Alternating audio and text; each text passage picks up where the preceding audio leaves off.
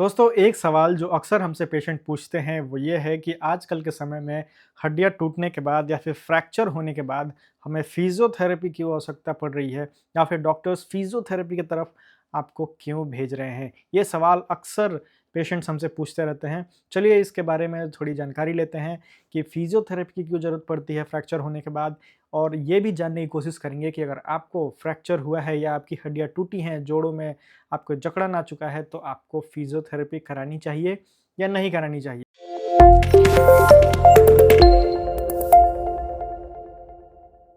Hello everyone, मैं हूं doctor Saurabh, a physiotherapist and certified pain management expert, और आप देख रहे हैं मेरा यूट्यूब चैनल फिजियो दुनिया। दोस्तों, अगर अभी तक आपने इस चैनल को सब्सक्राइब नहीं किया है तो ज़रूर सब्सक्राइब कर लें, क्योंकि मैं यहाँ पर फिजियोथेरेपी, हेल्थ और फिटनेस से संबंधित वीडियोस बनाता रहता हूँ।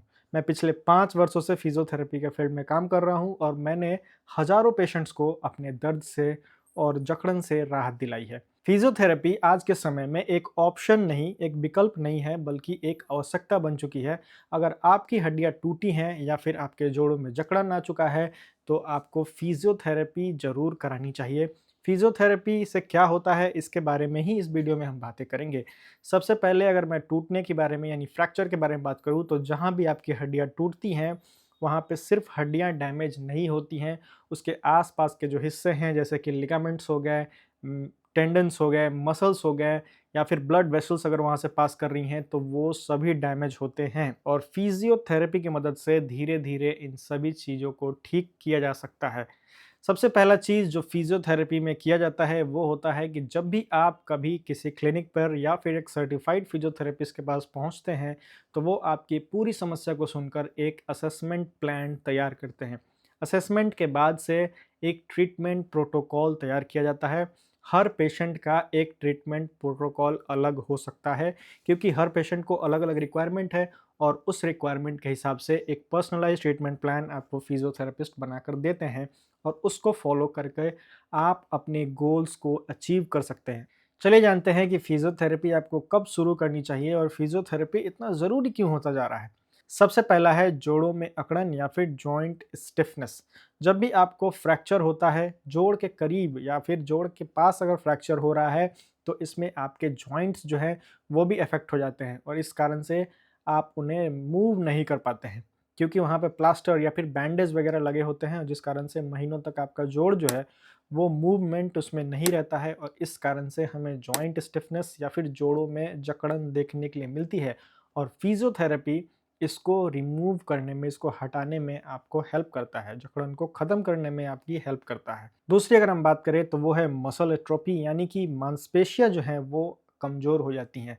मांसपेशियाँ रबड़ की तरह होती हैं, जब आप उसे ज़्यादा इस्तेमाल करते हैं तो हमारी मांसपेशियों का फाइबर जो है वो स्ट्रॉन्ग होता जाता है, लेकिन जैसे ही आप इसे यूज़ करना बंद कर देते हैं, तो हमारी जो मांसपेशियाँ हैं वो एट्रोफी में चली जाती हैं, यानी कि कमज़ोर होने लगती हैं, और इस कारण से ही आपको फ्रैक्चर की जगह पर दर्द देखने के लिए मिलता है और सूजन भी देखने के लिए मिलता है।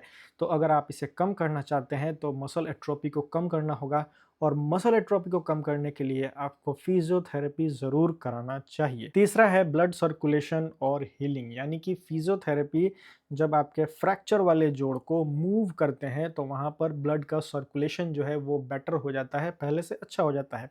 ब्लड के सर्कुलेशन बढ़ने से वहाँ पर प्रॉपर न्यूट्रिएंट्स जो है पहुँच पाते हैं, और वो न्यूट्रिएंट्स आपके फ्रैक्चर और उसके आसपास के जो हिस्से डैमेज हुए हैं उनको जल्दी और सही समय पे हील होने में हेल्प करते हैं। इससे आपका हीलिंग भी तेज हो जाता है, और साथ ही साथ जो सूजन है, स्वेलिंग है, वो भी धीरे-धीरे खत्म हो जाता है। चौथे की बात करें तो वो है पेन मैनेजमेंट, यानी कि फिजियोथेरेपी में बहुत सारी चीज़ें होती हैं जो कि पेन मैनेजमेंट के ऊपर बेस्ड होती हैं। यहाँ पर हम इलेक्ट्रोथेरेपी यानी कि मशीन्स का इस्तेमाल करके पेन को मैनेज करते हैं। यहाँ पर मैनुअल थेरेपी की जाती है, यानी कि हाथों से आपको धीरे-धीरे जॉइंट टिश्यूज़ को या सॉफ्ट टिश्यूज़ को मोबिलाइज़ किया जाता है, जिससे आपकी पेन को कम किया जाता है। तो ये सारी चीज़ें आपको बिना पेन किलर के फिजियोथेरेपी के माध्यम से ही किया जा सकता है। पाँचवाँ अगर हम बात करें तो वो है सबसे इम्पोर्टेंट, यानी कि फंक्शनैलिटी एंड बैलेंस। सपोज़ कीजिए अगर आपका फ्रैक्चर पैर में है, तो उस कारण से आप अपने पैर को पहले जैसे इस्तेमाल नहीं कर पाते हैं। आपके गेट पैटर्न यानी कि चलने का जो तरीका है उसमें बदलाव आ जाता है, और इस कारण से आपका बैलेंस भी गड़बड़ हो जाता है। तो जब आप फिजियोथेरेपिस्ट के पास जाते हैं तो वो आपके गेट पैटर्न को एनालाइज करते हैं और फिर आपको एक प्रॉपर बैलेंस ट्रेनिंग एक्सरसाइजेस सिखाते हैं जिससे आप पहले जैसी फंक्शनैलिटी को गेन कर सकते हैं। तो अगर ये चीज़ आप चाहते हैं तो आपको फिजियोथेरेपिस्ट के पास ज़रूर जाना चाहिए। दोस्तों, यहाँ पर इतना सब होने के बाद ध्यान देने वाली बात यह है कि किसी भी कसरत को या एक्सरसाइज को आप बिना किसी एक्सपर्ट की सलाह के नहीं करें। फिजियोथेरेपी अक्सर मैंने देखा है कि लोग यूट्यूब से वीडियोस देखकर एक्सरसाइजेज शुरू कर देते हैं। हो सकता है कि वो एक्सरसाइजेज आपके लिए सही नहीं हो, तो इसके लिए प्रॉपर्ली आपको एक सर्टिफाइड फिजियोथेरेपिस्ट से सलाह लेनी चाहिए। तो अगर आप हमसे सलाह चाहते हैं तो इससे संबंधित सारे डिटेल्स आपको स्क्रीन पे नीचे शो हो रहे होंगे या फिर आप डिस्क्रिप्शन में हमारे सारे डिटेल्स पा सकते हैं और वहाँ से आप 1-to-1 लाइव कंसल्टेशन बुक कर सकते हैं, जहाँ पर हमारी टीम या मैं खुद पर्सनलाइज ट्रीटमेंट और आपको एक प्रोटोकॉल बताता हूँ जिसको आप फॉलो करके अपने गोल्स को अचीव कर सकते हैं। आशा है ये वीडियो आपको पसंद आई होगी और ऐसे और इन्फॉर्मेटिव वीडियोस के लिए हमारे चैनल फिजियो दुनिया को ज़रूर सब्सक्राइब करें। धन्यवाद।